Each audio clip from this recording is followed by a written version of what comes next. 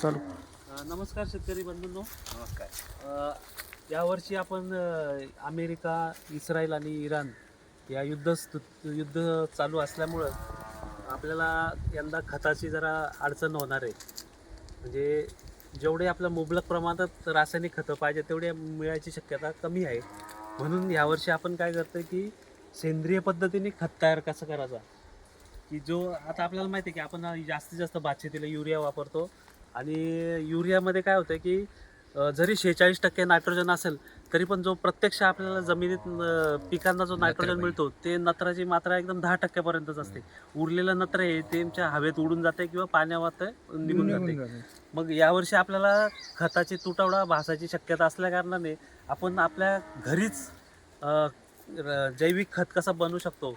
आणि ह्या खतामुळं तुम्ही जेवढा युरिया, समजा 4 बॅग युरिया जर तुम्ही एक हेक्टर क्षेत्राला वापरत असेल आणि त्याच्या आधी जर तुम्ही 200 लिटरचे दोन जर ड्रम तुम्ही तुमच्या शेतात टाकले तर तेवढाच युरिया जो आपल्याला रासायनिक खतामार्फत जो युरिया नायट्रोजन मिळणार आहे तेवढाच या द्रावणातून मिळणार आहे. तर आज या द्रावणाची प्रोसिजर एकदम सोपी आहे. याला आपण गोकृपा अमृत असं बोलतो. आणि हे काही एकाच पिकाला नाही, आपण सगळ्या पिकांना वापरू शकतो. तुम्ही प्रयोग करा. वाटलंच तर की एका झाडाला तुम्ही गोकृपा अमृत द्या आणि एका झाडाला आंब्याच्या टाकू नका.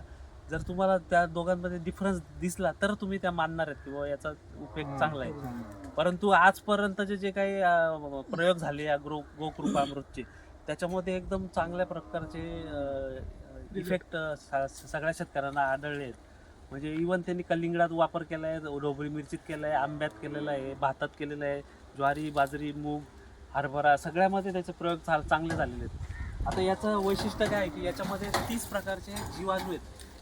जीवाणू म्हणजे काय, बॅक्टेरिया इंग्लिशमध्ये आपण सांगतो. तर हे जीवाणू आहेत हे एकदम आपल्या मानवी आरोग्याला चांगले आहेत. म्हणजे काय, अपायकारक नाही, उपायकारक आहेत. उपायकारक असल्यामुळे हे जीवाणू काय करतात की जमिनीमध्ये त्यांची क्रिया चालू करतात आणि जे आपले अन्नद्रव्य सूक्ष्म अवस्थेत सुप्त अवस्थेत असतात त्या सुप्त अवस्थेतले अन्नद्रव्य आहेत ना ते आपल्याला उपलब्ध करून देतात. आणि त्याच्यामुळं काय होते की जमीन जिवंत राहते. आणि दुसरी गोष्ट याच्यामुळं जी काही जैविक पर्यावरण जे मातीचं पाहिजे आपल्याला ते चांगल्या प्रकारे तयार होते. आणि एकंदरीत म्हणजे जमिनीचा पोत पण सुधारतो. म्हणजे माती बोलतो आपण जिवंत माती पाहिजे तर तसं माती जिवंत करण्याचं काम हे गोकृपा अमृत करते.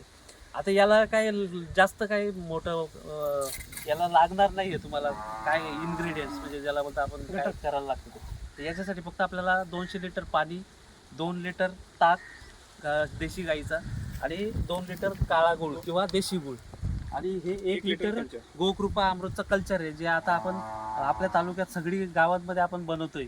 आणि ते आपल्याला वाशाळ्यातून उपलब्ध करून आपण घेतलेलं आहे. वाशाळ्याच्या शेतकऱ्यांनी बनवलेलं गोकृपा अमृत ते आपल्याला इथं आज आपल्याला उपलब्ध करून दिलेलं आहे.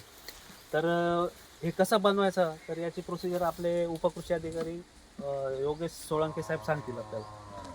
साहेब बोला. नमस्कार. आपल्याला आता आपण गोकृपा अमृत आपल्या प्रत्यक्ष शेतावर कसं बनवायचं याचा आपण प्रात्यक्षिक घेणार आहोत. याच्यासाठी आपल्याकडे 2 किलो गूळ आणलेला आहे, आपण काळा गूळ आणलेला आहे आपण. त्याच्यासाठी लागणारं तसंच आपण 1 लिटर कल्चर, 200 लिटर द्रावणासाठी आपल्याला 1 लिटर कल्चर हे लागणार आहे. तसंच 2 लिटर देशी गाईचं ताक उपलब्ध आहे आपल्याकडे, शेतकऱ्यांनी उपलब्ध करून दिलेलं आहे. ह्या 3 गोष्टींची आपल्याला याच्यासाठी आवश्यकता लागते. त्यासाठी आपण आता पहिल्यांदा आहे ना या गोकृपा अमृताच्या कल्चरसाठी पहिल्यांदा आपण आता गूळ हा पाण्यात टाकून घेणार आहे.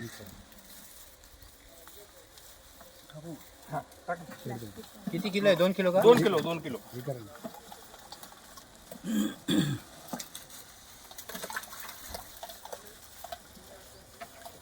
त्याला चांगला ढवळून आता हे घ्यायचं आहे. गूळ जे आहे ते जीवाणूचं खाद्य म्हणून काम करतंय.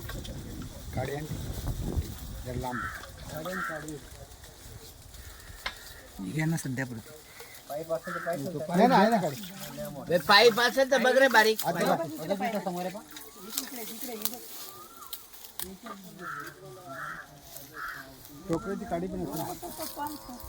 उभा आहे तो आण.